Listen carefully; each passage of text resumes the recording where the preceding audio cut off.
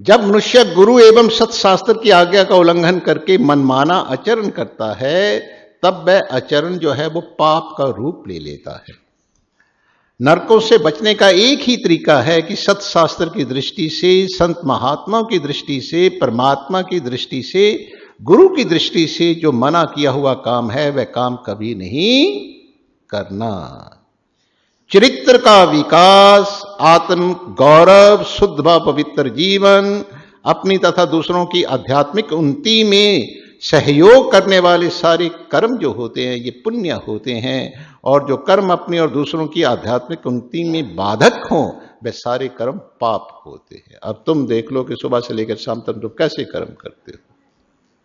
ये देखो, श्री सुखदेव जी कहते हैं परीक्षित कुल मिलाकर मुख्य 28 नरक हैं, लेकिन इधर हमने 10-11 का ही उल्लेख किया है।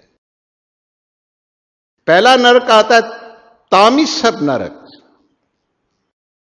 जो व्यक्ति दूसरों के धन, स्त्री, जगह, जमीन को हड़पता है उसे यमदूत ले जाकर तामिसर नरक में गिरा देते हैं। वहां उसे यातना देह में नाना प्रकार की यातनाएं दी जाती हैं। फिर रौरव, महारौरव नरक आता है।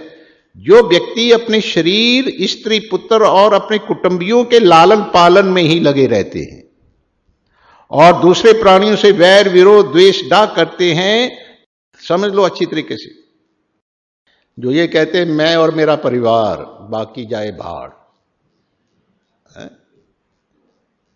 उनके लालन पालन में लगे रहते हैं, दूसरे प्राणियों से वैर, विरोध, द्वेष, डाक करते हैं, मृत्यु के बाद वे रौरव और महारौरव नरकों में गिरते हैं। वहां कच्चा मांस खाने वाले रुरु नाम के जीव ऐसे व्यक्तियों को मांस काट काट करके चटाक के लगा लगा करके खाते। चलो, फिर उसके बाद आता है कुंभीपाक नरक।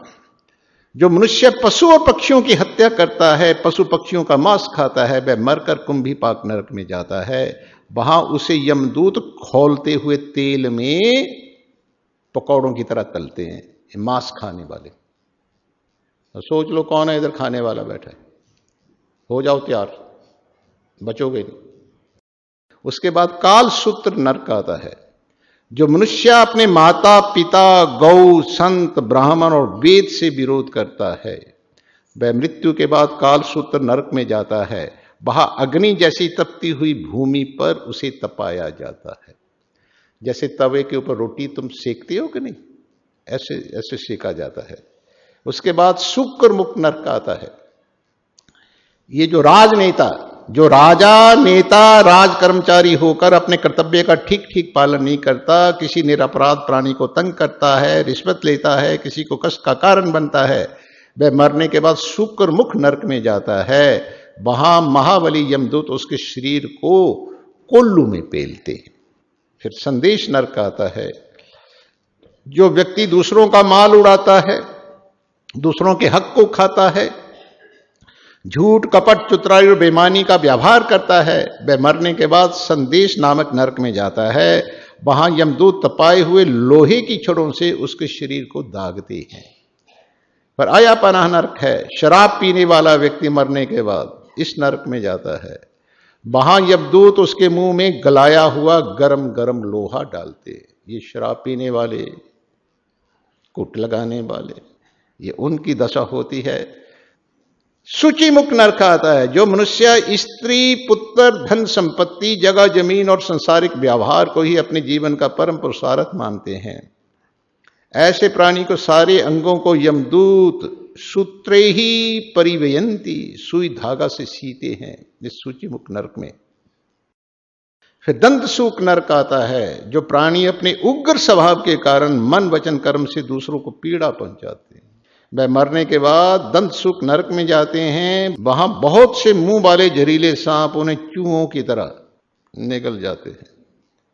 फिर एक असीपत्र वन नरक आता है। जो प्राणी अपने वैदिक सनातन धर्म को छोड़ करके दूसरे मत मतांतरों का आश्रय लेता है, उसे यमदूत इस नरक में, असीपत्र वन नामक नरक में ले जाकर कोड़ों से पीटते हैं। तो इस प्रकार संसार में जितने पाप हैं उन सब के लिए अलग अलग नरक बने हुए हैं। इसके अतिरिक्त यमराज के दरबार में 720 अति भयानक और खूंखार कुत्ते हैं। सुबह बतला रहे थे हमें, जो कि पापी व्यक्तियों को काटने के लिए ही पाले गए हैं। यमलोक में इसी प्रकार के सैकड़ों हजारों नरक हैं जो कि हमारे अनुभव में आए हैं। इन सभी नरकों को ढकोसना मारने की भूल कोई ना करे। ये सभी नरक दक्षिण की ओर पृथ्वी के नीचे जल के ऊपर स्थित हैं। यहां सभी यातनाएं यातना देह में भोगी जाती हैं। इन नरक की यातनाओं से यदि कोई बचना चाहता है तो वह प्रभु प्रेम के प्रकाश से अपने हृदय को प्रकाशित कर ले, और कोई साधन नहीं है भाई।